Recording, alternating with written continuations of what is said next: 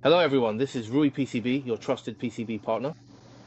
Today, we'll be discussing why you should use double-sided PCBs and the unique advantages they offer. After mastering the techniques for designing single-sided PCBs, we often encounter a bottleneck. As circuits become more complex and the number of components increases, the dense jumble of jumper wires on a single-sided board starts to look like a spider web. Not only does this make things more difficult, but it also seriously affects the reliability of the circuit. A single-sided board is like a one-story house. Space is limited. If we want to break through this limitation, we need to build a second floor and upgrade to a double-sided board. So today, let's explore the 4 revolutionary advantages that double-sided boards bring and understand why they have become the mainstream in electronic design. As I mentioned before, the vast majority of our current designs use double-sided boards. We only consider single-sided boards in designs where cost sensitivity is especially high. There are also cases where aluminum-based boards are used, which are also single-sided. This is because drilling holes in aluminum-based boards can cause short circuits, so that's a special situation as well. Now, let's talk about the first advantage, a leap in routing density, saying goodbye to jumper wires and embracing vias. The most obvious benefit of double-sided boards is that they provide 2 complete routing planes, the top and bottom layers, effectively doubling the available routing space. That is, we can see the 2 layers, the blue and the red. And then there are vias, which everyone is quite familiar with. This was introduced earlier. In the past, on single-sided boards, it was a big hassle when 2 traces crossed. We had to use jumper wires to get across. But with double-sided boards, we have a powerful tool, the via. A via is like a miniature elevator inside the circuit board, allowing traces to move freely between the top and bottom layers. When a trace on the top layer encounters an obstacle, we need to place a via so it can go down to the bottom layer, go around the obstacle, and then return to the top layer through another via. Take this for example. There are many traces here, like these few lines at this spot. Because a USB trace passes through here, all the traces that go through this area first reach this point, then use a via to move to the bottom layer, and after passing through, use another via to return to the top layer. This change is revolutionary. It completely eliminates the need for manually soldered jumper wires, making it possible to lay out and route high-density multi-pin chips. If a single-sided board is like a regular intersection, then a double-sided board is like an overpass, allowing traces to flow smoothly without obstruction. Advantage 2, the foundation of performance, a powerful ground plane. If routing density is the surface-level benefit of double-sided boards, then their tremendous boost to performance is the real substance beneath. The most crucial concept here is the ground plane, which means we can cover both the top and bottom layers with copper to form 2 complete ground planes.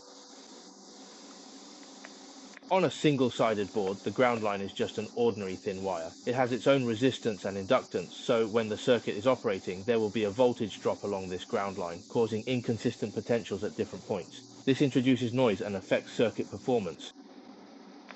In a double-sided board, we can turn an entire layer, usually the bottom layer, into a sheet of copper, serving as the ground plane. This copper layer has 2 major advantages. First, it provides extremely low grounding impedance, offering all components an exceptionally solid, nearly zero resistance reference power source, which greatly enhances circuit stability. Next is its powerful anti-interference capability. This ground plane acts like a massive electromagnetic shield, effectively blocking electromagnetic interference from the external environment, while also suppressing crosstalk between signals on the board. For both analog and digital circuits, ensuring signal purity is crucial, and this is a key aspect of the design. In practice, we usually use both the top and bottom layers to create ground planes once the routing is complete. This prevents the ground plane from being fragmented, which could otherwise lead to unequal ground potentials.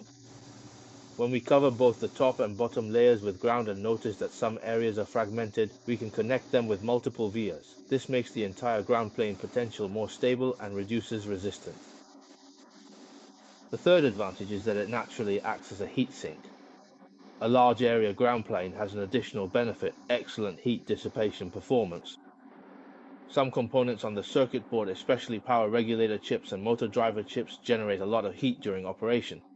By connecting the heat dissipation pins of these chips to the ground plane, heat can be quickly conducted to the copper layer and dispersed, which is equivalent to adding a huge heat sink to the chip.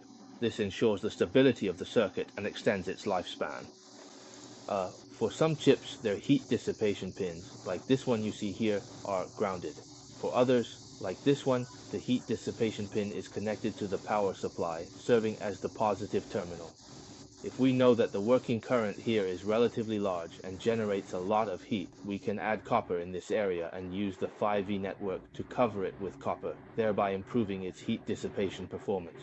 This is one of the advantages of the ground plane. If the heat dissipation pin is connected to ground, GND, that's even better, because copper has excellent thermal conductivity. When connected to GND, you can see that additional vias are added to further enhance its ability to conduct heat to other layers, providing even better heat dissipation performance. Advantage 4 is miniaturization technology. Finally, double-sided PCBs are the absolute foundation for the miniaturization of modern electronic products. The smartphones, drones, and other devices we use today contain highly complex integrated chips. The pin packages of these chips, especially those like QFN and BGA, are both small and densely packed, making it virtually impossible to route these pins on a single-sided PCB. Only double-sided or even multi-layer PCBs can provide enough routing space for all the necessary traces, allowing powerful functions to be integrated within a tiny area. Just like this board we're demonstrating, we can take a look at it in 3D.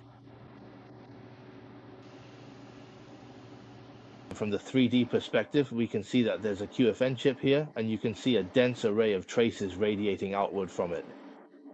If this were a single-sided board, it would be impossible to complete the routing.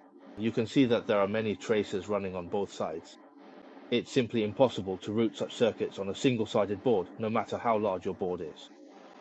Another point is that this type of package is much smaller. If this board were assembled using through-hole components, whether it's a single-sided or double-sided board, its size would have to be at least twice as large. So using a double-sided board is not just about having an extra layer for routing. It's about using vias to achieve higher routing density, using ground planes for superior electrical performance, using large copper areas for reliable heat dissipation, and leveraging high integration to achieve product miniaturization. Once we understand these points, we can truly harness the power of double-sided boards in our designs. Alright, that's all for today. If you enjoyed this video, please subscribe to my channel for more content. Thank you all.